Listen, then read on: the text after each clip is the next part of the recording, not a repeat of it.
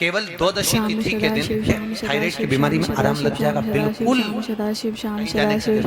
जिनको थायराइड की प्रॉब्लम हो जाती है, थायराइड की बीमारी हो जाती है, उसको भी कुछ नहीं करना चाहिए। जहाँ पर शंकर भगवान की छोटी लड़की अशोक सुंदरी की जगह पर श्याम सदाशिव श्याम सदाशिव श्याम सदाशिव श्याम सदाशिव ओम अंकित कर सदाशिव श्याम सदाशिव श्याम सदाशिव सदाशिव ओम अंकित कर भगवान शंकर के ऊपर जल चढ़ा दीजिए, नीचे पात्र लगा दीजिए, उसी पात्र में शहद और उस जल को अभिषेक का जो पानी है, जल है, उसको झेल लीजिए। उस पात्र को लेकर केवल 12 तिथि के दिन दोपहर में 12 बजे उस पानी को पीना चालू कर दीजिए।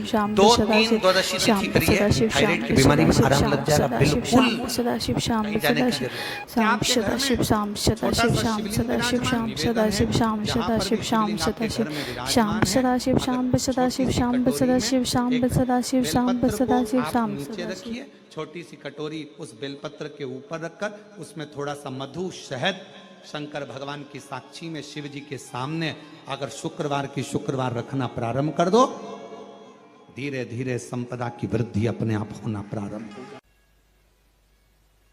महाराज वो जिन बच्चों को निमोनिया हो जाता है ना, वो सर्दी का कोटा रहता है, बहुत सर्दी बच्चों को बनी रहती है, तो हर दिन 5-10 दिन में बाकी दौड़ के डॉक्टर के पास लेके जाओ, फिर डॉक्टर के पास वैसे तो डॉक्टर के पास बच्चे आजकल के जमाने के जाते ही जाते हैं हर 15 दिन 20 दिन में, तो इसके पीछे वो चले जाएं। एक हास्य व्यंग में हमसे पूछा किसी ने, महाराज जी आज के बच्चे बार बार हॉस्पिटल डॉक्टर क्यों जाते हैं? तो हमने कहा देखो भैया, बच्चा जहाँ जन्म लेता है उनसे उनसे प्रेम ज्यादा होता है। पहले नानी के घर में पैदा होता था इसलिए नानी के घर ज्यादा जाता था, दादी के घर में ज्यादा पैदा होता था इसलिए दादी के घर ज्यादा जाता था। आज के बच्चे हॉस्पिटल में ज्यादा पैदा होते हैं इसलिए हॉस्पिटल ज्यादा घूमने जाते हैं। ये हास्य। पर यदि बच्चे को सर्दी ज्यादा होती है, निमोनिया ज्यादा होता हो, ठंडा का कोटा ज्यादा रहता हो, तो पीपल के 5 पत्ते महाराज उस पर घृत लगाकर हनुमान जी के 3 नंबर के भाई व्रतिमान का नाम लेकर, व्रतिमान का नाम लेकर बच्चे की छाती पर एक वस्त्र से उसको बांध दीजिए, रात्रि भर बंधे रहने दीजिए महाराज। और बांधना कौन से दिन है? 12 तिथि को, बस एक बार बांधना, उसके बाद सर्दी का कोटा नहीं रहता महाराज, बच्चा स्वस्थ अपने आने में। बत्ती हनुमान जी महाराज के जितने भी भाई हैं सबका।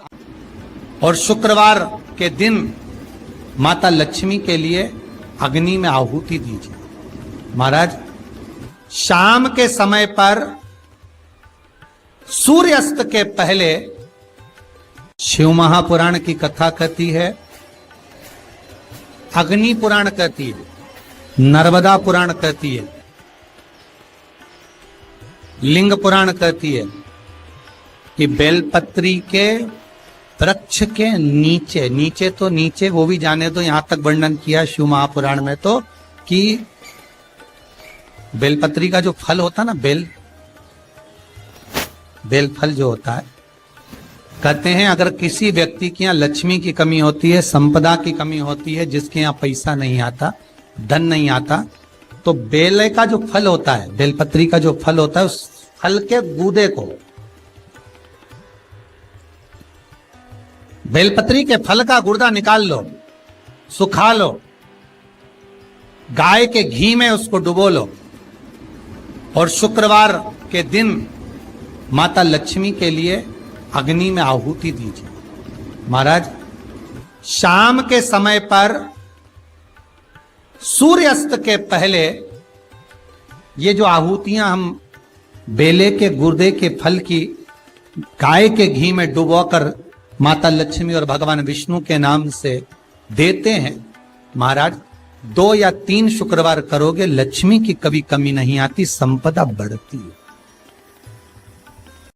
एक प्रयोग और कर देखना, कभी अगर मौका मिले आपको तो प्रयोग कर देखिए। लिंग पुराण के अंदर लिखा हुआ है, शिव पुराण में, लिंग पुराण में और स्कंद पुराण में कहा गया है कि अगर किसी ने बेले के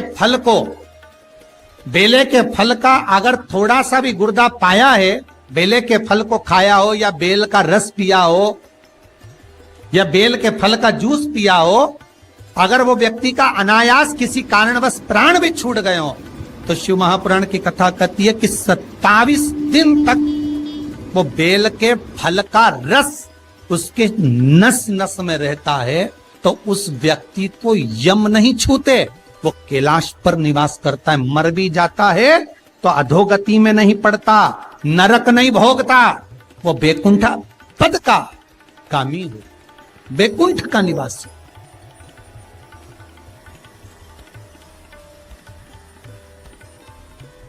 बैकुंठ का निवासी।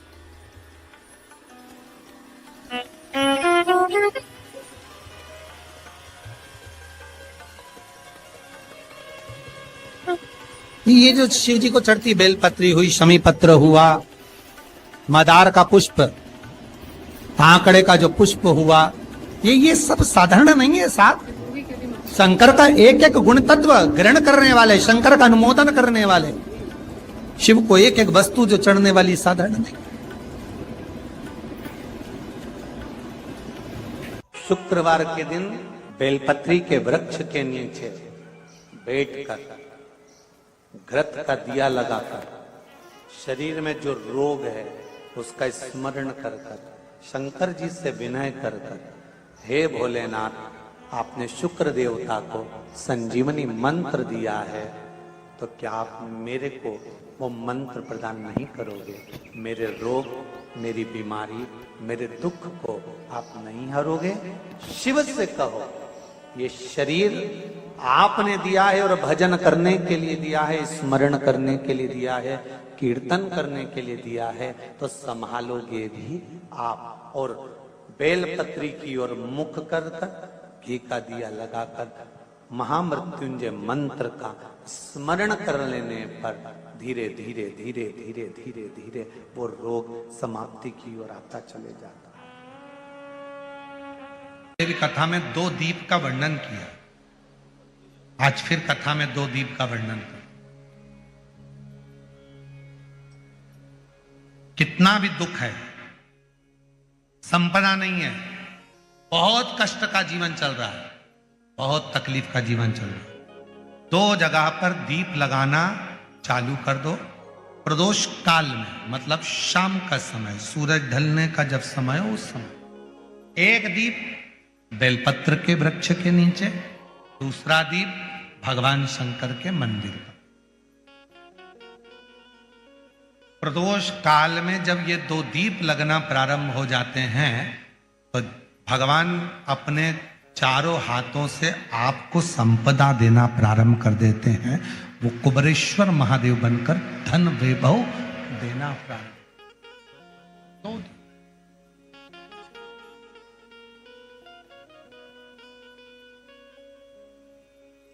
और दोनों दीप फूल बत्ती के होना चाहिए, लंबी बत्ती के नहीं। एक लंबी बत्ती होती है, एक गोल बत्ती होती है, फूल बत्ती, दोनों दीप फूल बत्ती। मां सती ने जब भगवान शंकर के लिए आराधना साधना करी थी और भगवान भोलेनाथ जी से वर प्राप्त करा था, तो माता सती ने भी ये साधना ऐसे ही करी और माता सती को शिव मिले थे। द्वादशी के दिन चावल क्यों खाओ? क्योंकि द्वादशी के दिन जब हम चावल का पहला गासा खाएंगे, चावल का गासा जैसे हमारे मुंह में जाएगा तो जितने जीव उस चावल में रहेंगे उसको हमारी 1 दिन पहले की एकादशी का पुण्य मिल जाएगा और वह जीवों का फिर जन्म नहीं होता, वो मोक्ष पा जाते हैं। उनकी फिर कोई जन्म 84 लाख योनियों में उनका कोई जन्म का क्रम नहीं रहेगा। पीपल के पत्ते को अगर एकादशी और द्वादशी के दिन एक तांबे के पात्र में गला कर रख दिया जाए और उस पानी का आचमन 3 बार करा जाए तो जिसकी नाड़ियां चोक भी हो जाती है, डॉक्टर बोले इसका बाईपास करना पड़ेगा, उसको केवल 3 आचमन पानी एकादशी और द्वादशी को पीपल के पत्ते का कराया जाए तो अंदर की नाड़ियां भी खुल जाती हैं। पीपल के पत्ते का इतना प्रमाण हमारे विष्णु पुराण में भंडाने वाला। जैसे चर्म रोगधारी व्यक्ति होता है ना, जिसकी चमड़ी सफेद पड़ जाती है, तो उसको क्या करना चाहिए? केवल हिंदू धर्म में केवल एक पीपल का वृक्ष है जिसका पराग झड़ता है और वो रात्रि को लगभग 10 बजे से 12 बजे के भीतर, 9 बजे से 12 बजे के भीतर पीपल के पेड़ के पत्ते का पानी झड़ता है। उसके नीचे एक थाली रख देना चाहिए और उस थाली में पीपल के पेड़ के नीचे रख दो और उसका पराग जब झड़ जाए वो पानी को बाल्टी में धो लो और धोने के बाद थाली को उस पानी से 15 दिन, 8 दिन, 20 दिन स्नान करिए। धीरे धीरे चर्म रोग समाप्त हो जाता है। सफेद जो चमड़ी पड़ी वो वापिस अपने रंग में आना चालू हो जाती है। विष्णु पुराण कहती है, स्कंद पुराण कहती है महाराज कि भगवान नारायण स्वयं इस जड़ के नीचे अपना विश्राम करते हैं महाराज इस जड़ के नीचे। प्रयास करा करो, एक चुटकी हल्दी, कितनी? मात्र एक चुटकी हल्दी, आंवले के वृक्ष के नीचे भगवान हरि हर महादेव, कौन से महादेव हैं?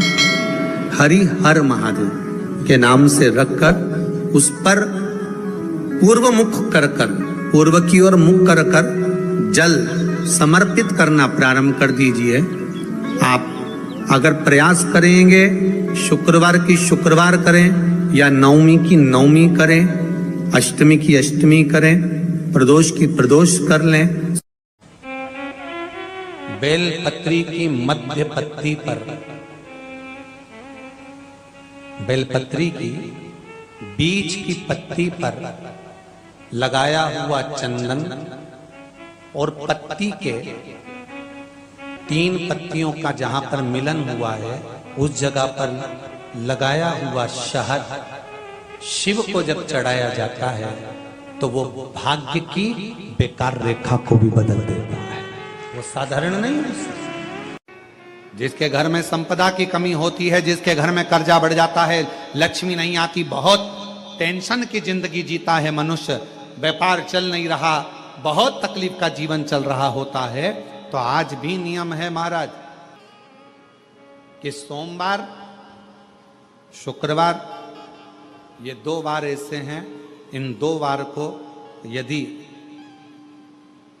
कटोरी में थोड़ा सा शहद रखकर, मधु रखकर यदि लक्ष्मी जी का स्मरण किया जाए और माता लक्ष्मी जी का स्मरण कर कर एक लाल पुष्प उस कटोरी के सम्मुख में माता लक्ष्मी का नाम लेकर रखा जाए और बाद में वही शहद, वही मधु और वही पुष्प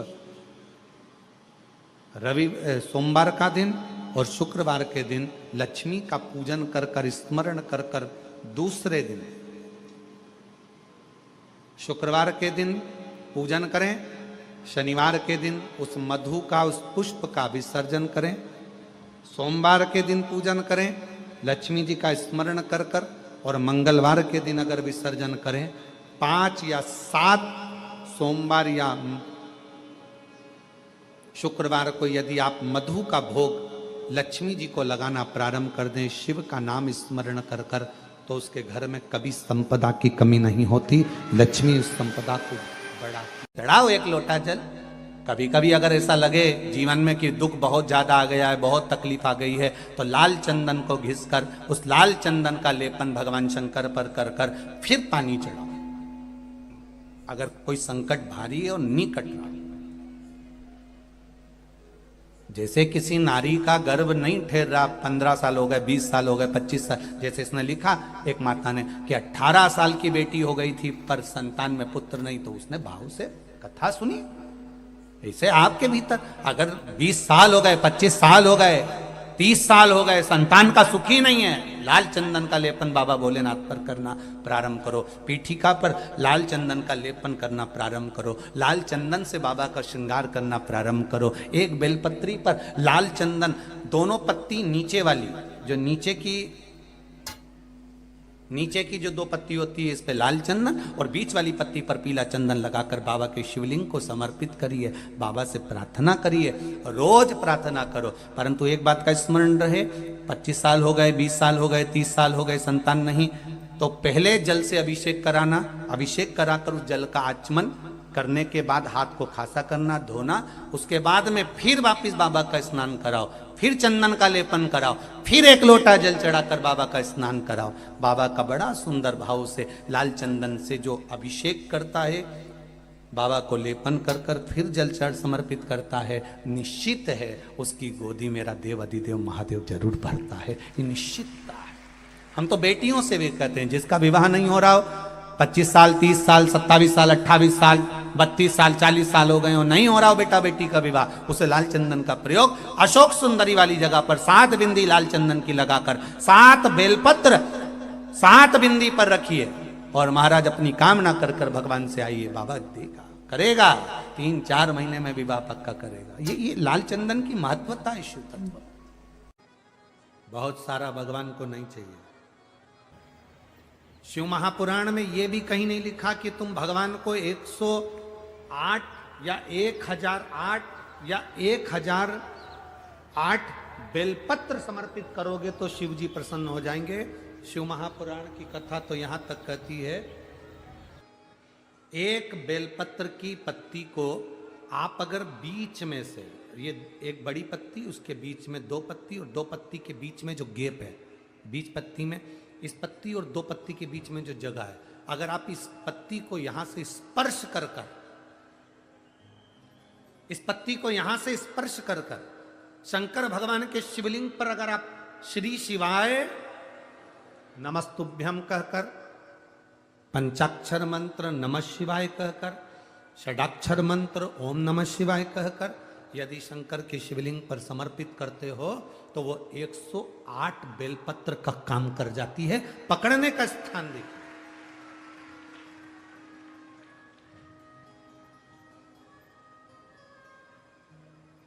ये स्थान की बड़ी मूलता है, जो थोड़ा सा समझेंगे अपन, थोड़ा ध्यान देंगे तो ये जो स्थान है ये बड़ा मूल माना गया।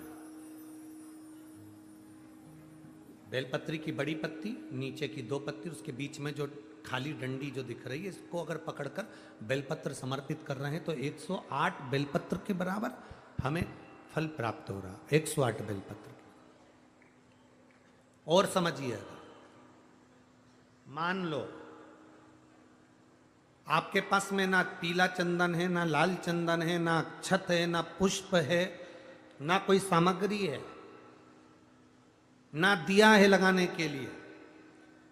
शंकर जी के मंदिर में लोटा भर के जल लेकर गए हो, आज तुम्हारे पास में हो सकता है जल भी नहीं है, लोटा भी नहीं है, तो जिस शंकर जी का दर्शन करने गए हो उन्हीं की बेलपत्र को उठाओ और बेलपत्र को उठाने के बाद पहले अपने हथेली पर रखो, अपना हाथ रखकर बाबा से प्रार्थना कर बेलपत्री की मध्य पत्री, आगे वाली पत्ती को पकड़कर अगर वो बेलपत्र हम शिव जी को समर्पित करते हैं तो हमारा पीला चंदन, लाल चंदन, दिया सब बाबा को समर्पित हो जाता है उस बेलपत्री में। एक बेलपत्री का सुख हमारे जीवन का एक आनंद दे देता है। हम तो यहां तक कहेंगे, अगर कभी जिंदगी में तुम्हें लगे कि गुरुजी मेरा पैसा फंस गया, नहीं मिल रहा है, या मेरा पैसा अटक गया, नहीं मिल रहा, या मेरा घर में धन नहीं है, बहुत तकलीफ की जिंदगी चल रही है, आप ये बेलपत्री का जो 2 पत्ती है ना, ये 2 पत्ती इस जगह से पकड़कर, आपको लग रहा है कि पैसा नहीं है, काम बहुत बड़ा अड़ा है, बेटे की शादी, बेटी की शादी, या मकान या दुकान, कोई काम अड़ गया, ये 2 बेलपत्री की पत्तियों को पकड़कर अपनी कामना कर शिव जी को समर्पित करो और 1 लोटा जल बाबा को चढ़ाना प्रारंभ करो। 20 से 22 दिन इंतजार करना, मेरा बाबा हाथ पकड़कर कुबेर भंडारी भंडार जरूर पकड़ेगा।